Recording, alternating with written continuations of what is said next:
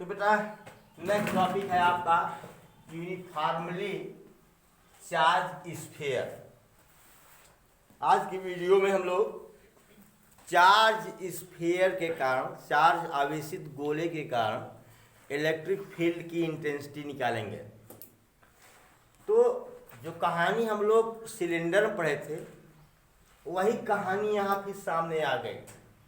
चार तरह का स्फीयर ले रहा हूँ मैं। इसका चार तरह का, एक सॉलिड कंडक्टिंग स्फीयर, हालो मतलब खोखला कंडक्टिंग स्फीयर, कंडक्टिंग माने चालक, hollow non conducting sphere, solid non conducting sphere. ये भैया इसकी कहानी अलग है, याद करो सिलेंडर में बताया था, लेकिन इन तीनों की कहानी सेम है। इन तीनों की कहानी क्या है? सेम है। इन तीनों को हम एक साथ पढ़ेंगे। इन तीनों को हम एक साथ पढ़ेंगे। क्यों पढ़ेंगे? कि charge resides on the surface. ठीक है। अगर हालो है तो बात तो स्पष्ट है कि अगर चार्ज देंगे तो चार्ज सरफेस पर समान रूप से वितरित हो जाएगा। Charge will be distributed uniformly on the surface. Okay. अगर सॉलिड है, जैसे इंजेक्शन, जैसे मान लीजिए इंजेक्शन दे दिया, उसको क्या दे दिया? जब हमारी बॉडी में इंजेक्शन लगता है तो पूरी तरह पूरी बॉडी में फैल जाती है। ये तो पूरा मालूम हुआ। कोई एक ऐसा इंजेक्शन हो कि जिसका असर सिर्फ स्किन पर हो, जिसका असर कहाँ हो? लगे मांस में, लगे कहाँ, और इसका इफेक्ट कहाँ दिखे? स्किन पर। तो वही हाल इसका है। जो सॉलिड कंडक्टिंग स्फीयर है, इसको चार्ज अगर आप करेंगे, चार्ज देंगे, आवेश देंगे, ये कहाँ चला आएगा? सरफेस पर। हालो कंडक्टिंग है तब भी पूरा चार्ज कहाँ चला आएगा? स्फीयर पर। हालो नॉन कंडक्टिंग मतलब अचालक है, अचालक गोला है, अचालक खोखला गोला है या कुचालक खोखला गोला है, तब भी उस पर अगर आप चार्ज देंगे ना तो चार्ज कहाँ आएगा? इस सरफेस पर। लेकिन इसमें जो है, जो सॉलिड नॉन कंडक्टिंग स्फीयर है, इसमें चार्ज जो है, जो charge will be distributed, will be, यहां लिखूं नीचे, डिस्ट्रीब्यूटेड इन होल वॉल्यूम, पूरे वॉल्यूम में इस चार्ज इसमें क्या होगा? डिस्ट्रीब्यूट हो जाएगा ना। इसकी कहानी अलग है, इसको हम लोग अलग टॉपिक बना के पढ़ेंगे, लेकिन इन तीनों को एक ही साथ पढ़ेंगे। ठीक है। बता इसलिए दे रहा हूं, कहीं क्वेश्चन में यह नाम लेकर के इलेक्ट्रिक फील्ड पूछ दे, ये नाम लेके इलेक्ट्रिक फील्ड पूछ दे, ये नाम लेकर के इलेक्ट्रिक फील्ड पूछ दे, तो तीनों की एक ही कहानी चलती है, तीनों के लिए एक ही फार्मूला है। ठीक है ना? है? और इसका अलग है, तो इसको हम लोग अलग से पढ़ेंगे। इन तीनों के एक साथ पढ़ लेते हैं। एक इनसाइड इलेक्ट्रिक फील्ड, एक आउटसाइड ना, दो फार्मूला हो जाएगा। इसके लिए भी एक इनसाइड, एक आउटसाइड, तो चार फार्मूले का डेरिवेशन और फार्मूले हैं इतने बड़े बड़े, छोटे छोटे, जान रहे हैं। बस चंद मिनटों में समाप्त हो जाएगा। पहले नोट करें इतना। चलिए स्टार्ट करते हैं। Electric field due to uniformly charge, solid conducting, hollow conducting, hollow non conducting sphere. ठीक है। तो ये बना दिया हमने एक स्फीयर। ये स्फीयर है। अब इसको चाहे सॉलिड कंडक्टिंग समझो, चाहे हालो कंडक्टिंग समझो, चाहे हालो नॉन कंडक्टिंग समझो। इसको मान लिया हमने क्यू चार्ज दिया और इसके सरफेस पर यूनिफॉर्मली डिस्ट्रीब्यूट हो गया, समान रूप से वितरित हो गया। और इस स्फीयर का, इस गोले का जो रेडियस है, त्रिज्या है, वो कैपिटल आर है, और इसके सेंटर से आर दूरी पर एक पॉइंट पी है। मतलब हम आउटसाइड निकाल रहे हैं, आउटसाइड इलेक्ट्रिक फील्ड की इंटेंसिटी कहाँ निकाल रहे हैं? आउटसाइड निकाल रहे हैं। ये पॉइंट पी है। तो क्या करेंगे? पहले हम गॉसियन सरफेस खींचेंगे, तो Gaussian surface will be also what? Spherical. Spherical होगा कि नहीं बताओ? गासियन सरफेस भी तो स्फेरिकल होगा। चलो भाई, ये हमारा क्या हो गया, गासियन सरफेस। ओके, अच्छा अब ध्यान दीजिएगा एक बात, हमेशा ध्यान दीजिएगा, जैसे इस पॉइंट पर इलेक्ट्रिक फील्ड निकालनी है ना, तो इलेक्ट्रिक फील्ड लाइन की बात लोग सोचेंगे कि कि ये चार्ज तो पूरा है, ये वाई लाइन लें कि ये वाई लाइन लें कि यहाँ से लें कि यहाँ से लें, कहाँ से लें। अरे भाई ये बताओ हमको कि जो इलेक्ट्रिक फील्ड लाइन होगी वो रेडियल आउटवर्ड होगी ना, क्या होगी, रेडियली आउटवर्ड होगी। अगर हम यहाँ पर ध्यान दीजिए कि यहाँ पर पॉइंट पी है, यहाँ पर अगर हम एक स्मॉल एलिमेंट डी लेते हैं तो ये आउटवर्ड होगा, क्योंकि बताए थे कि 3D क्लोज सरफेस में जो हम डी ए वेक्टर लेते हैं, एरिया वेक्टर लेते हैं, वो आउटवर्ड परपेंडिकुलर आउटवर्ड लेते हैं, तो ये आउटवर्ड होगा डी ए, बोलो भाई। और ई भी तो रेडियली आउटवर्ड होगा, ई भी तो यहीं पर होगा, बोलो भाई, होगा कि नहीं होगा। अच्छा, तो इस स्मॉल एलिमेंट के कारण फाई क्या होगा भैया, फाई डी फाई क्या होगा, sorry E D A cos 0 degree बराबर ई डी ए, बोलो भाई। हाँ, अब ऐसा स्मॉल खंड तो हम पूरे स्फीयर में लेंगे तो फाई क्लोज कितना हो जाएगा, phi close E epsilon D A होगा कि नहीं होगा, बता दो पहले, बराबर ई ए, बोलो। और ये गोला है, गोले का सरफेस एरिया कितना होता है, 4 पाई आर स्क्वायर बराबर E into 4 pi are square. इसको कह सकते हैं Q in upon epsilon naught ना, क्योंकि यहाँ जो डेंसिटी लेंगे, यहाँ सिग्मा लेंगे, क्या charge per unit area, per unit area, बोलो यार।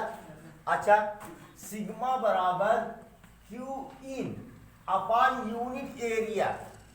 अब बताओ हमको, आप ही बताओ, ये चार्ज तो केवल यहीं तक नहीं है भैया, इसके बाहर तो चार्ज है नहीं, बोलो।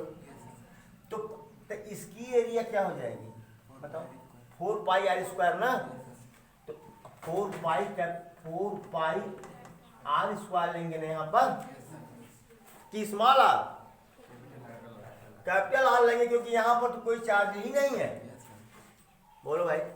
तो क्यू इन बराबर क्या हो जाएगा बताओ, sigma into 4 pi are square, बोलो।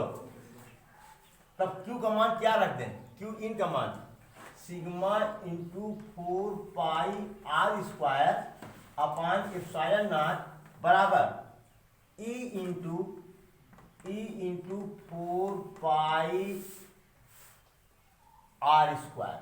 तो 4 पाई से 4 पाई कट गया भैया, तो क्या बचा, ई बराबर sigma R square upon epsilon not are square. इसको पहले नोट कर लीजिए, ये कुछ कम अच्छा लग रहा है, ये कुछ कम अच्छा लग रहा है, लेकिन फार्मूला तो है ही, नोट करें प्लीज।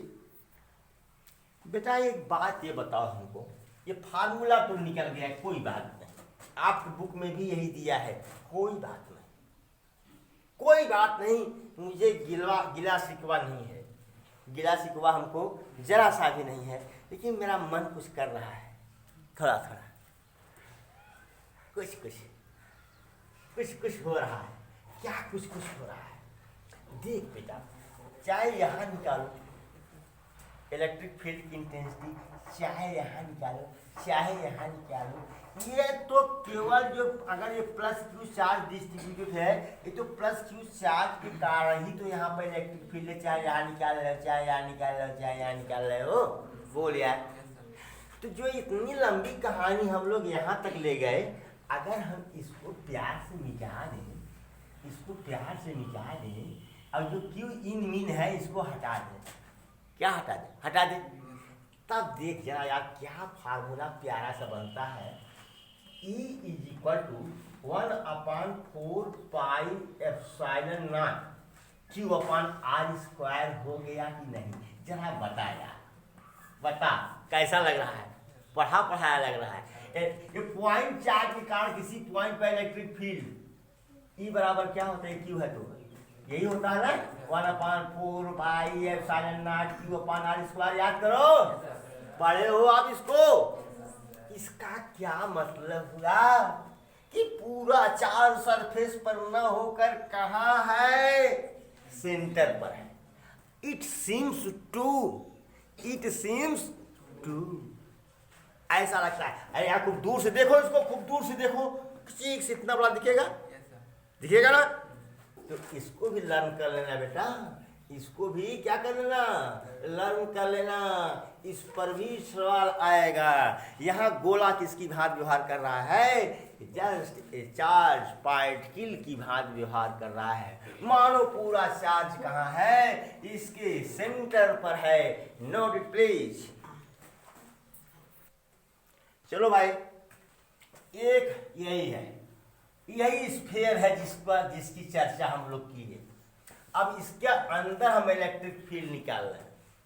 अच्छा ये बताओ, अंदर कोई चार्ज है क्या? जब अंदर चार्ज नहीं है तो इलेक्ट्रिक फील्ड क्या होगी? कुछ होगी क्या? लड्डू। कॉमन सेंस की बात है। चार्ज कहाँ है? अंदर। हमने कहा इस चार्ज सरफेस पर है, इसका प्रभाव अंदर की तरफ नहीं है। नहीं समझे? चार्ज ऐसे नहीं आएगा रेडियली इनवर्ड, चार्ज हमेशा रेडियली आउटवर्ड होगा। तो यहाँ तो कोई चार्ज ही नहीं है यार। तो यहाँ जब चार्ज जब Q बराबर 0 तो E बराबर 0, E बराबर। लेकिन कुछ तो करना पड़ेगा, कुछ तो करना पड़ेगा। यहाँ तक तो आना पड़ेगा। बोलो भाई, यहाँ तक तो आना पड़ेगा भाई। यहाँ पर ये इसका ये R है, ये है, तो R is less than capital R हो गया। यहाँ तक तो आना पड़ेगा कि नहीं पड़ेगा? बताओ पहले। ये सब वही पिछले हैं, आउटसाइड वाले हैं। अब मैं इनको इनसाइड कर रहा हूँ। इनसाइड में क्या करूँ? अब Q इन कितना है यहाँ भैया? Q इन 0 है। 0/ε0 बराबर E इंटू 4πr²। बोल यार, E बराबर क्या हुआ? 0। 0 हुआ कि नहीं? एक कहानी लिखने की क्या जरूरत थी? लेकिन भाई बोर्ड में पूछ देगा तो कहानी तो लिखनी ही पड़ेगी। कहानी लिखनी पड़ेगी कि नहीं? सीधा E बराबर 0 हो गया। अब आपका वही तीसरा अवस्था है जिसमें चार्ज पूरे वॉल्यूम में डिस्ट्रीब्यूटेड है। हो गया ये। चलिए, electric field due to the solid non conducting sphere uniformly charge. ठीक है, हमने बताया था कि इसकी कहानी अलग है, क्योंकि इसको अगर हम चार्ज देंगे, ये स्फीयर है, अगर हम इसको चार्ज देंगे तो चार्ज जो है पूरे वॉल्यूम में डिस्ट्रीब्यूट हो जाएगा। देखिए पूरे वॉल्यूम में हमने यहाँ पर डिस्ट्रीब्यूट करा दिया। और इस स्फीयर की रेडियस r है। इसके सेंटर से r दूरी पर, r is greater than r दूरी पर एक पॉइंट P लिया है। इस पर हमको इलेक्ट्रिक फील्ड की इंटेंसिटी ज्ञात करनी है। इलेक्ट्रिक फील्ड की इंटेंसिटी ज्ञात करनी है। तो बेटा यहाँ पर एक छोटा सा एलिमेंट काटते हैं, dA। तो dA क्या होगा भैया? आउटवर्ड होगा। बोलो यार, अब इलेक्ट्रिक फील्ड भी रेडियली आउटवर्ड होगी। बोलो, इलेक्ट्रिक फील्ड रेडियली क्या होगी? आउटवर्ड। E भी तो यही होगा। कहानी वही चलेगी, कहानी वही चलेगी। सिर्फ यहाँ जो इसकी जो डेंसिटी हम लेंगे, charge density, charge per unit volume लेंगे। क्या लेंगे? चार्ज पर यूनिट वॉल्यूम लेंगे। वहाँ चार्ज पर यूनिट एरिया लिए थे। क्या लिए थे? Surface area. Charge per unit surface area. यहाँ क्या लेना पड़ेगा? वॉल्यूम ना। तो अब यहाँ चलो कर ही लेता हूँ उसको। Q in upon whole volume. Volume तो इसी का लेंगे भाई जिसमें चार्ज है। तो 4/3 पाई कैपिटल R³ भाई साहब, क्योंकि डेंसिटी तो यहीं का निकालेंगे और इसी के कारण तो हम इलेक्ट्रिक फील्ड निकाल रहे हैं। तो क्यू इन बराबर क्या हो जाएगा, क्यू इन बराबर क्या हो जाएगा, रो इंटू 4/3 पाई आर क्यूब होगा कि नहीं। अब बताओ फाई टोटल कितना हो जाएगा यार, फाई गॉसियन कितना हो जाएगा, गॉसियन सरफेस निकाल सकते हो आप लोग, ई डी ए निकाले हो नहीं निकाले हो, पहले निकाल चुके हो सब इंटीग्रल वगैरह करके ना, तो इंटीग्रल वगैरह करके निकाल चुकी हूँ। तो अब ये क्या हो जाएगा, Q in upon epsilon not बराबर ई ए 4 पाई आर स्क्वायर, वक्र पृष्ठ 4 pi are square. Any problem, कोई प्रॉब्लम है क्या, इतना नोट करिए, हम भी जगह ज्यादा फंसा दिए। ऊपर वाला मिटा दे क्या ये वाला, तो क्यू इन को क्या लिख दूं भैया, क्यू इन को क्या लिखूं, rho into 4 pi r cube upon 3 या एप्सिलॉन नॉट है ही बराबर E into 4 pi are square. अब मिटा दो पूरा, देखो भाई 4 पाई तो 4 पाई ये बेचारे चले गए तो कुछ बेचारे बचे भी हैं। तो ई बराबर क्या हुआ, ई बराबर rho r cube upon 3 epsilon not are square. ये इलेक्ट्रिक फील्ड निकल करके आपके सामने आ गई, नोट करें प्लीज। अब फिर मुझे कुछ अच्छा नहीं लगा, कुछ अच्छा, चलो फिर हम करते पीछे जाते हैं। तो Q अपान एप्सिलॉन नॉट बराबर E into 4 pi are square, बोल यार। अब हम Q की वैल्यू नहीं रख रहे, जैसे यहाँ हमने रख दिया डेंसिटी की फॉर्म में, हाँ, तो E बराबर क्या हो जाएगा भैया, ए भैया ये स्मॉल आर स्क्वायर है, E बराबर 1/4 pi are square 4 pi epsilon not Q upon r square. जरा देखो फिर वही कहानी आ गई ना, जैसे चार्ज एक जगह रखा गया हो ना। ये स्फीयर क्या है, एक पॉइंट चार्ज है, स्फीयर क्या है, एक पॉइंट चार्ज है। याद करिए स्फीयर में ये वाला जरूर चल रहा है, पॉइंट चार्ज वाला फार्मूला चल रहा है, यह भी चल रहा है, यह भी चल रहा है, ठीक है, हाँ नोट करें। चलिए भाई अब इन साइड लेता हूँ, क्या लेता हूँ, इन साइड में क्या दूँ, क्या कंजूसी करूँ ना, छोटा सा डेरिवेशन है, क्या कंजूसी करूँ। मान लीजिए इसके अंदर एक पॉइंट P है, इस सेंटर से स्मॉल आर दूरी पर, यहाँ R is less than capital R है, तो तुरंत एक गॉसियन सरफेस लेता हूँ, ले लो गॉसियन सरफेस। अब इसका जो DE होगा कहाँ होगा, वो बाहर की तरफ होगा, इलेक्ट्रिक फील्ड भी कहाँ होगी, बाहर की तरफ होगी। तो फाई E बराबर क्या हो जाएगा, फाई गॉसियन सरफेस बराबर क्या हो जाएगा, ई ए, बोले यार, या Q upon epsilon naught is equal to E into 4 pi are square.